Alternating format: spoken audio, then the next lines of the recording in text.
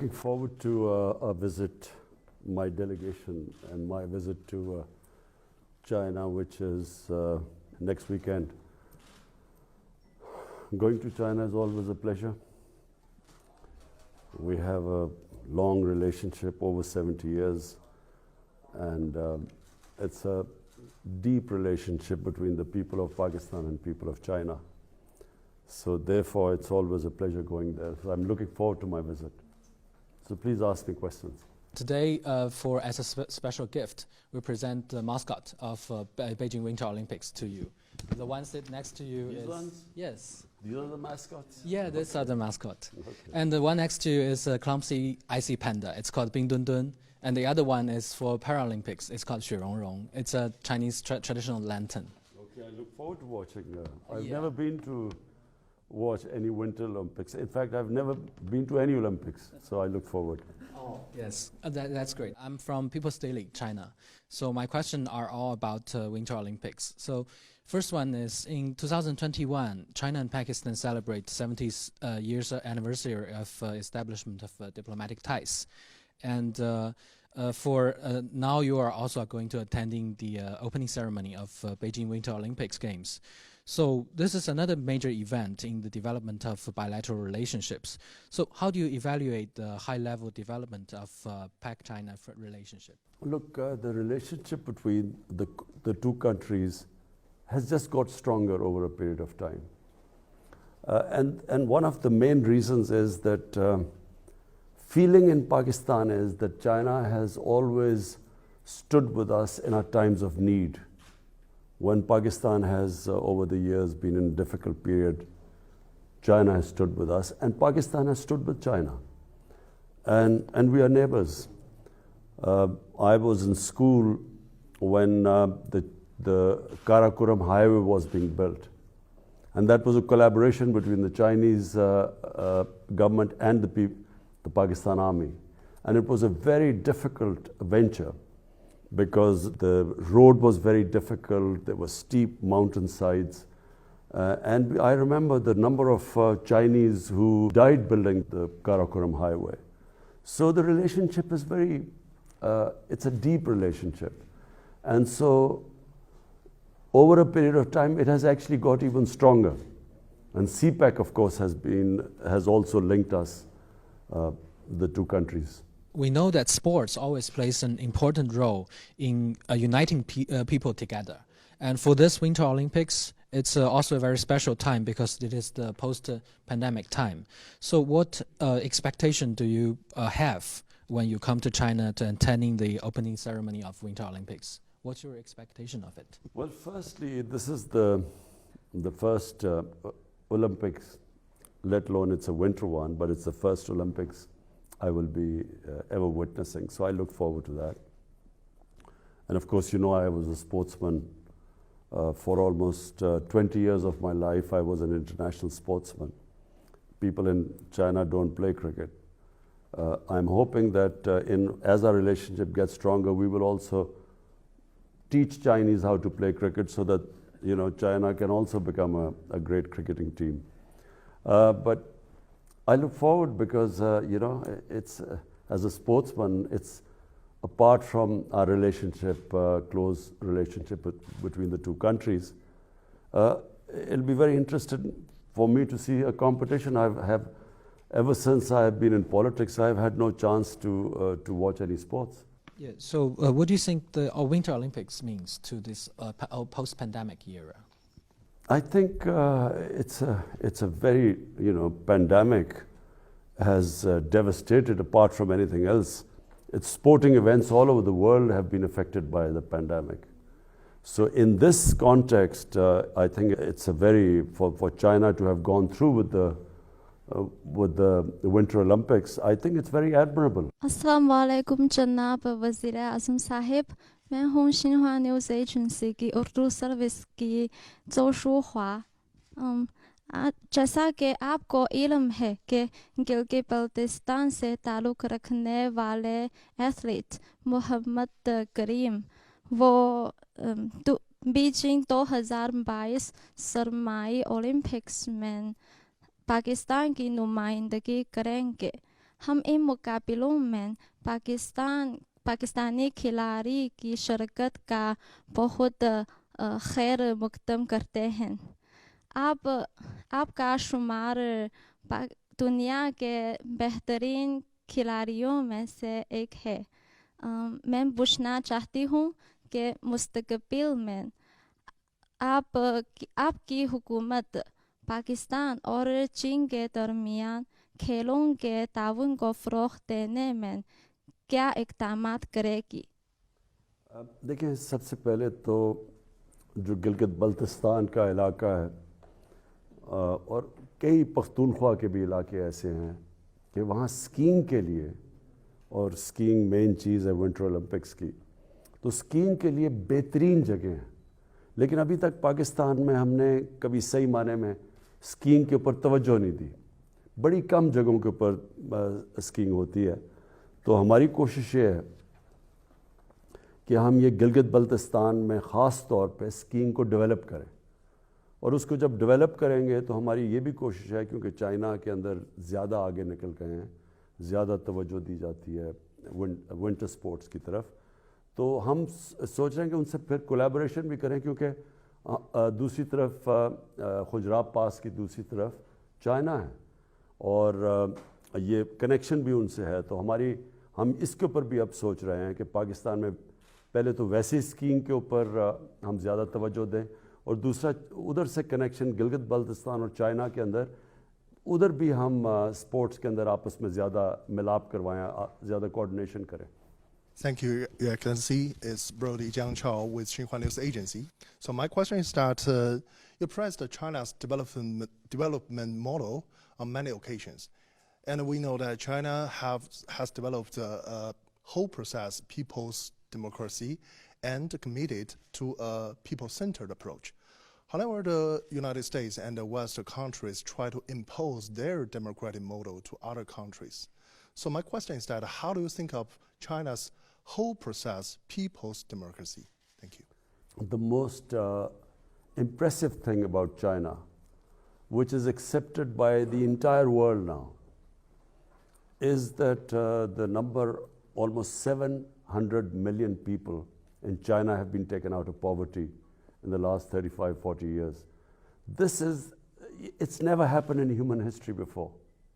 And this is what impresses the entire world about China, whether they are in good relationship with China, they are on the other side, they sort of oppose China, but everyone has to accept that this has never happened in human history before.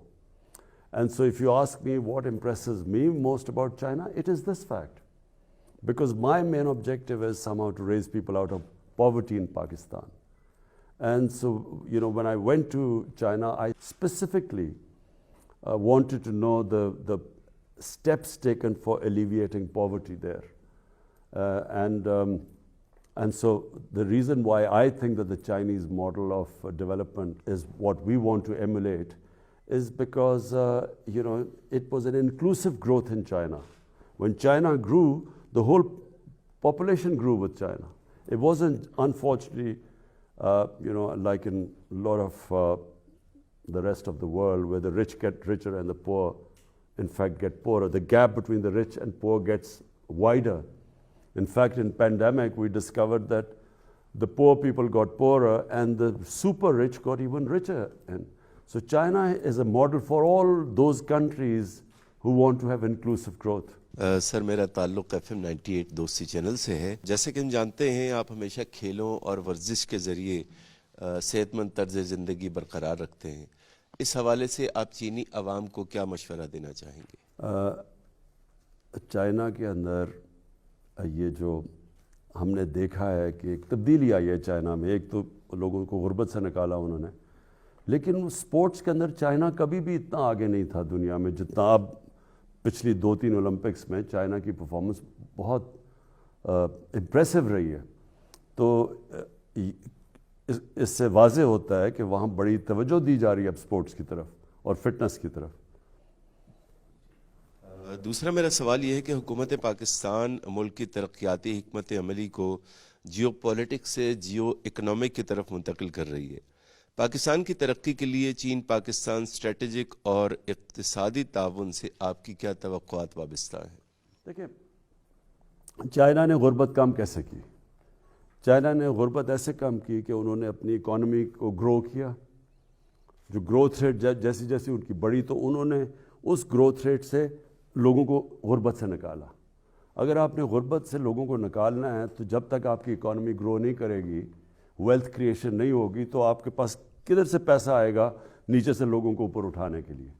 तो China ने यही किया कि उन्होंने अपनी economy के ऊपर तवज्जो दी, लेकिन ग्रोथ को फिर जब उनकी दौलत बढ़ी, तो उन्होंने ये नहीं किया कि वो थोड़े से लोगों के पास पैसा चला गया फिर उन्होंने वो नीचे दिया। तो हमारी भी यही कोशिश है कि जब हम जियो इकोनॉमिक्स की बात करते हैं, तो हमारा मकसद ही ये है कि अब जोर हमने देना है अपनी इकॉनमी को बढ़ाने के लिए। और जैसे जैसे यानी इसका ये नहीं मतलब कि सिक्योरिटी के ऊपर हम तवज्जो नहीं दे रहे, लेकिन हम ख़ास तवज्जो जो हमने बदकिस्मती से पहले नहीं दी अपनी इकॉनमी के ऊपर तवज्जो, हमारी अब ख़ास कोशिश है इकॉनमी पे हम जोर लगा रहे हैं, ताकि जैसे जैसे मुल्क के अंदर हमारी दौलत में इजाफा होगा, हम फिर अपने लोगों को गुर्बत से निकालें। I'm Shifu Hao from Economic Daily. And my first question is, now, as the new phase of CPEC development focuses on encouraging business and benefiting local people, what is your government going to do to facilitate it? What do you expect for the sustainable development of CPEC? And any expectation for more cooperation on renewable and clean energy? Thank you. You see, the first phase of CPEC was basically connectivity and power generation. Now the CPEC has moved into the next stages where it's about relocation of industry. We want to develop our industrial zones, our special economic zones. Then we want, especially in agriculture, we want help there to improve our productivity. Because in China, the productivity is much higher in agriculture and livestock yields compared to Pakistan. So we want help there too. And then China has grown these drought-resistant cotton varieties, which we have large tracts of lands in Pakistan where this variety of cotton can be grown. So that's where we're going to get help from China. But also it's in technology, information technology. That's another area which is basically the future. Is the technological revolution in the world is the future, and China has made great strides in that, and so we also want to get help from China in that field. Thank you. And my second question is, now some Western countries keep telling lies on so-called Xinjiang issues, but actually many Pakistani people, scholars, journalists, including Ambassador to China, His Excellency Moin Haq, has visited Xinjiang for many times. They saw the place with their own eyes and talked a lot about it. Have you heard of them talking about Xinjiang? And what do you think of lies told by those Western countries? There is a lot of criticism about the treatment of Uyghurs by China in the West. But our ambassador went there, Moin Haq, who's our ambassador in China. We asked him, and he went there, and he sent us information that this is actually not true on the ground. But what we in Pakistan find it very difficult to swallow is that while they talk about Uyghurs, they do not talk much in the West about Kashmir. Because in Kashmir, the worst violations of human rights are taking place by India. And somehow there is selective silence about human rights in Kashmir, where there's something like 9 million people who are, really basically living in the worst conditions in almost an open prison by these 800,000 Indian troops. So we find it very difficult that while on one side they talk about Xinjiang, but on the other hand there is the silence about Kashmir is deafening for us. And these double standards is what we in Pakistan find it difficult. Assalamu alaikum. I'm Chui Ru from CCTV China Media Group. Now my question is, Afghanistan is now facing a serious humanitarian crisis. Do you think that 20 years occupation and irresponsible withdrawal of troops by the U.S. and Western countries are the main reason for the situation in Afghanistan? And how should the international community cooperate on Afghan issue? Look, Afghanistan has suffered for 40 years. And it's always because of outside countries who have made Afghanistan into a battleground. And so 40 years, people of Afghanistan have suffered. And this is now, after 40 years, there's a chance of peace in Afghanistan. Because actually there is no fighting going on in Afghanistan, and this is, after 4 decades. So what should the international community do? The international community right now should understand that people who have suffered for 40 years, and when the foreign forces have left Afghanistan, they cannot just leave Afghanistan without thinking about the aftermath or how the people of Afghanistan are going to survive from here. Because in 1989, when the Soviets left Afghanistan, so did everyone else, and Afghanistan descended into a civil war. And about almost 200,000 Afghans died. There was chaos in Afghanistan. And from that chaos emerged the Taliban. And now, after 20 years, if everyone abandons Afghanistan, the situation, number one, the people of Afghanistan, and I'm talking about almost 40 million people of Afghanistan, they are going to, you could see the worst humanitarian crisis there. But on top of it, if there is chaos in Afghanistan, then it's possible that the same conditions are created which were created 20 years ago when the US invaded Afghanistan. Same thing could happen again if there is chaos. So what should happen is that the international community should just think of the 40 million Afghan human beings there. Whether they like the Taliban government or not should be secondary. The welfare of the people of Afghanistan should be the foremost, and they are facing one of the worst humanitarian crises right now.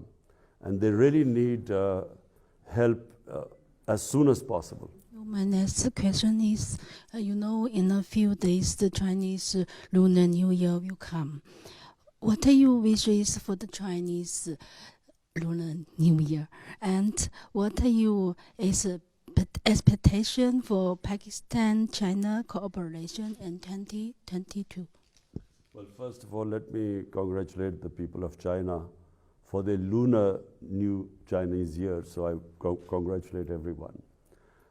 My expectations are that we have a relationship with China which is mutually beneficial for both countries, and we hope that in this relationship, because we are looking to raise Pakistan's economy and the well-being and raising people out of poverty, so we hope that we will, we are already learning from the Chinese experience. But there's one thing I forgot to say, which we want to learn from China, is how they have built their mega cities. You see, China has these huge cities now, and the way they have dealt with the problems that come of having mega cities. And I'm talking about air pollution, I'm talking about the waste disposal. It's a science to manage a huge city. So unfortunately, our cities are growing at a very fast rate. Pakistan is urbanizing at one of the fastest rates. So we also hope to learn from the Chinese experience how they have coped with their urban development. Your Excellency, Mr. Prime Minister, as Cui said, our Chinese Lunar New Year of Tiger is coming soon. So we hope you can also express your best wishes to our Chinese audience. मैं China की आवाम को China का जो lunar new year है मैं सारी कौम को पाकिस्तानियों की तरफ से मुबारक देता हूँ. Shukriya. Okay. Shukriya. ओके जी, थैंक यू.